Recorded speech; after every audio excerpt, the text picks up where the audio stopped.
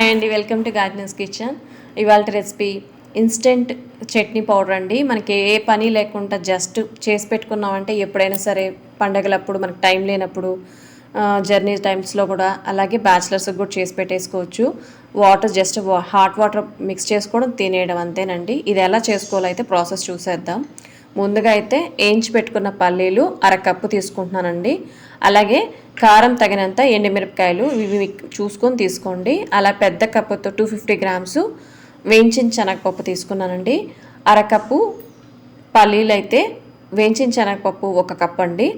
అలాగే రుచికి తగినంత చింతపండు, మనం మామూలుగా చట్నీలో వేసుకుంటుంటాం కదా, అలా కొంచెం లైట్గా వేసుకుంటే బాగుంటుంది.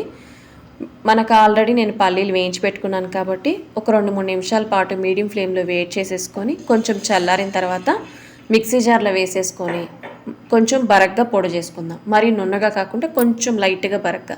అలాగే ఇందులో రుచికి తగినంత సాల్ట్ కూడా వేసేసుకుందాము. ఇలా వేసుకొని మిక్సీ జార్ పట్టేసుకుందాము చూపించిన విధంగా. ఇలా రెడీ చేసుకున్న తర్వాత ఒక ప్లేట్లో వేసేసుకొని చల్లారి పెట్టుకుందాం, ఏదైనా వెడల్పుగా ఉండే ప్లేట్లో. అలా చల్లారి పెట్టుకున్న తర్వాత ఇప్పుడు ఒక పోపు అయితే రెడీ చేసుకుందాము. ఈ పోపు కూడా చేసుకున్నాం అనుకోండి, మన చట్నీ వేడి నీళ్ళు కలుపుకునేటప్పుడు పోపు కూడా పెట్టుకోవాల్సిన అవసరం లేదు. 1 టీ స్పూన్ ఆయిల్ వేసేసుకొని ఆయిల్ వేడెక్కిన తర్వాత ఆవాలు 1 టీ స్పూన్, అలాగే మినపప్పు కూడా 1 టీ స్పూన్ వేసేసుకుందాం. ఈ 2 వేసుకొని చిటపట్లాడేంత వరకు వేయించుకోవాలి.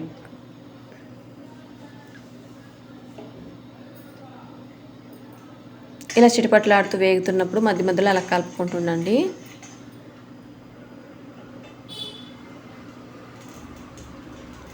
ఇలా వేగిపోయిన తర్వాత కరివేపాకు 1 రెమ్మ వేసేసుకుందాము.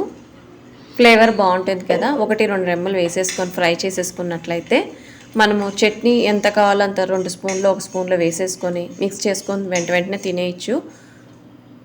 అలాగే ఇందులో ఎండు కారపొడి అండి, మామూలు మన పులుసులో వేసుకునే కారపొడి 1 టీ స్పూన్ వేసుకుంటున్నాను. వేసేసుకొని ఒకసారి బాగా మిక్స్ చేసుకోండి.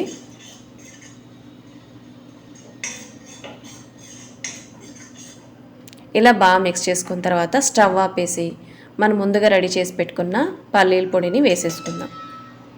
ఇలా పల్లీల చట్నీ పొడి కూడా వేసేసుకొని స్టవ్ ఆపేసిన తర్వాత వేసుకొని ఒకసారి బాగా మిక్స్ చేసుకోవాలి.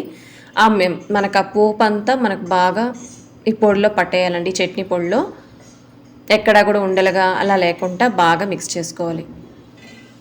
ఇలా మిక్స్ చేసుకొని బాగా చల్లారిన తర్వాత ఏదైనా ఒక గాజు సీసాలో స్టోర్ చేసుకుంటే 6 నెలల పాటైనా ఉంటుందండి. మన పిల్లలు కొంచెం కొన్నిసార్లు బయట చదువుకుంటుంటారు, వాళ్ళకి నచ్చిన ఫుడ్ దొరకనప్పుడు ఇలా చేసి పెట్టినట్లయితే వేడి నీళ్ళలో కలుపుకొని ఇన్స్టెంట్గా తీసుకుంటారు టిఫిన్స్లోకి. ఈ ఇన్స్టెంట్ చట్నీ పౌడర్ మీకు నచ్చిందని అనుకుంటున్నాను. ఇక్కడైతే నేను 2 స్పూన్లు తీసుకున్నానండి. 2 స్పూన్లకు గాను కొంచెం వాటర్, అంటే మనకు కలుపుకోవడానికి చూస్తే తెలిసిపోతుంది, మునిగే అంత వాటర్ వేసుకోండి. ఈక్వల్గా వేసేసుకొని ఒకసారి బాగా మిక్స్ చేసుకోండి. బాగా తెల్లే నీళ్ళు వేసుకొని ఇలా మిక్స్ చేసుకొని వెంటనే చట్నీ వేడిగా తీసుకొని సర్వ్ చేసుకోవచ్చు.